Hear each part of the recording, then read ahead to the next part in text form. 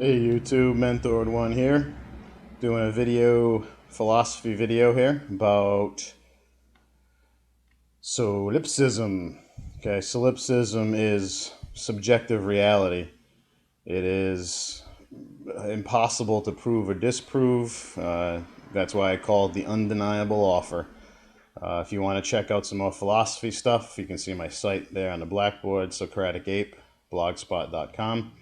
All philosophy stuff. So let's get into this. I've done another video on solipsism before, but I believe it is relevant and I believe it's important to continue discussing this because it is right now the worldview that I hold, that I only because I can't prove or disprove it. Okay, so solipsism. What do we got going on with solipsism? Okay, the premise of it is your mind is the only one you can know. You can't know the contents of any other mind except your own. You can't know what anyone else thinks. You can't know how anyone else sees the world. You only have access to your own mind. Now, this should be self-evident. It's not really a point of argument because you can't demonstrate that you have access to anybody's mind except your own. And your reality, which is contained in your mind, is a composite of all the sense information that you've collected. Everything you've seen, heard, smelled, taste, touch, etc. forms your picture of reality. So it's composed in your mind. Your mind puts all these pieces together to form a stream that we perceive to be reality. Without this sensory information, there's no way to compose reality for your mind. And also, the particular composition of sense information available to your mind is the only picture you have. You can't see anybody else's information. You only have your own. And that means that the reality that you see, the world that you see, what's real to you is only real to you. Now, you can say that maybe it's a particular view of reality and that it's not the only one, but it is the only one you can know. And that's really what it comes down to. Don't make the mistake of assuming that it means that there is no reality or that reality is fictional. It simply means, solipsism simply means that because your mind is composed of sense information available to you alone, it means that reality as you know it is the only one known to you. And in that case, subjective reality is the only reality. Now, subjective simply means that you are the subject. You are beholding reality, and it is subject to the sensory information composed in your mind.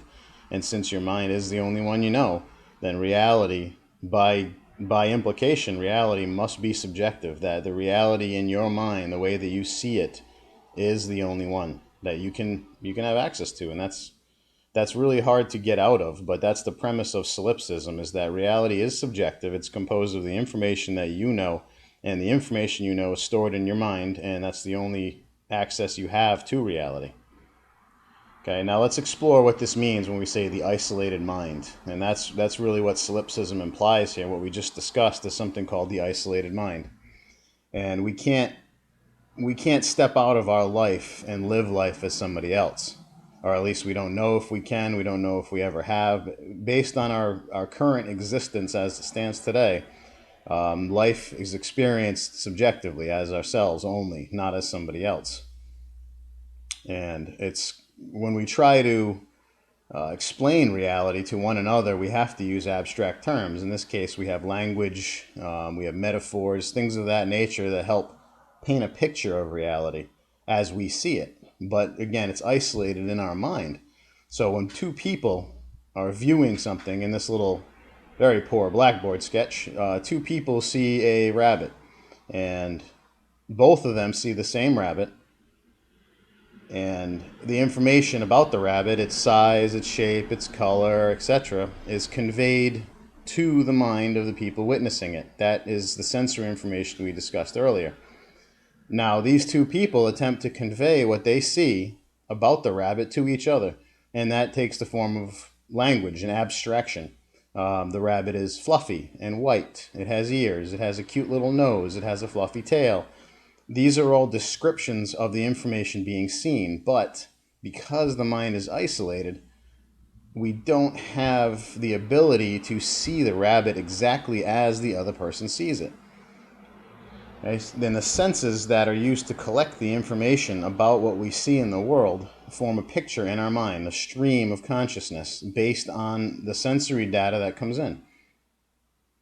And no matter what we're doing, you could be sitting at a computer. I could be describing this to you, and the hearing, the visual elements in this video are forming a picture in your mind about what I'm talking about. It's not the same picture that I have, and it's not the same experience that I have of the same thing. It is only an abstraction of the picture I have in my mind. And it's the only one that you can know because it's the only one in your mind. And this makes it your reality. And again, it was stressed before. It doesn't mean that it is the only reality in existence, period. It means it's the only one that you have access to. It's the only one that forms your reality. And how do you get out of this? How can you possibly say that any type of reality exists beyond the one in your mind? And it's not saying that there is no external reality. It's simply saying that reality as you know it exists in your mind, and you have no way to get out of the confines of your mind to experience reality as someone else. And this also feeds into a concept of isolation in time. And we look at time as a linear past, present, future stream. Things have happened, are happening, and will happen. And one person can think that something is going to happen, and they could describe it to somebody else, and that could be a future picture. But the problem is that we're isolated. We experience time just as we experience sensory information. We're the only ones who experience it. By the time this sensory information becomes part of our worldview, it has become the past. And this isolates us in the past. We can't experience the present or the future until it is assimilated into our mind, into our worldview through the sensory information that we collect. By the time we form the picture and process it, something has happened where it puts us in even if it's a microsecond, where the light from the sun hits your eyes. By the time you acknowledge that and your brain forms a picture of the sun and the light and what everything looks like, it has already passed. You are isolated in a past moment and projecting everything else into the future. We're always just a little bit behind. And this little graphic here demonstrates that the light from the sun reaches you. You contemplate it, see the picture in your mind based on sensory information, including the heat on your skin, the light in your eyes, all those things, and it forms a picture in your mind, becomes part of your reality. But that has happened already. It is already in the past when it occurs.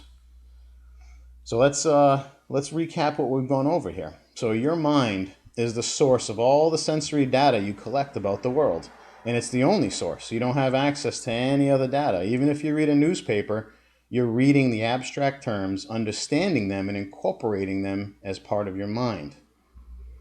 And it's exclusive to you. Nobody else can access the exact same sensory data the same way that you do.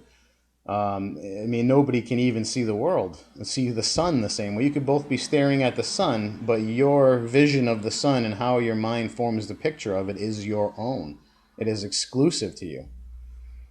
And other minds that exist, people we talk to, interact with, are only known by the sensory data. What color hair, how tall, skin color, voice tone. All of these things form a picture of somebody in our mind, but that somebody becomes part of our subjective mind.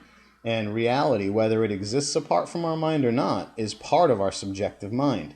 And that means that it is isolated. And the present being part of the past, everything is just a step behind. We're isolated no matter what. And this subjective experience of our reality, this running film in our mind that we call real, has already happened. By the time we can experience it and talk about it abstractly and convey it abstractly, it has already passed. And a practical worldview, trying to understand reality in terms of solipsism is impossible. It's counterintuitive to how we experience life, how we talk about life. And that's why a lot of people don't understand it and generally try to fight it or reject it, because it's not conducive, it's not corollary to what we see in the world around us every day. And solipsism it does not imply that reality is delusion or hallucination. It simply means that external reality is unknowable. The only reality you can know is the one that exists within your own mind. And if you attempt to refute this or destroy it, it creates a serious dilemma with subjectivity, because your attempt to refute the subjective reality in your mind is part of the subjective reality in your mind. You can't get out of it. There is no way to refute solipsism without referring to your own worldview, which includes the concept of solipsism. All this stuff is definitely conjectural. Don't take it as me telling you what's true and what's not. It is purely for discussion and entertainment purposes. I would encourage you to consider solipsism, at least what it implies, and examine your own worldview. Understand that you can't get out of your own head. If you're interested in philosophy, you want to talk about it, check out some more topics, please visit the Socratic Ape blogspot. The site is on the screen and it will be in the description. Thanks for watching this video. This is Mentored One, and you can find more information about stuff I've written and other things. You can check out the blog on the screen. I will have links in the description. Thank you very much, YouTube. Take care.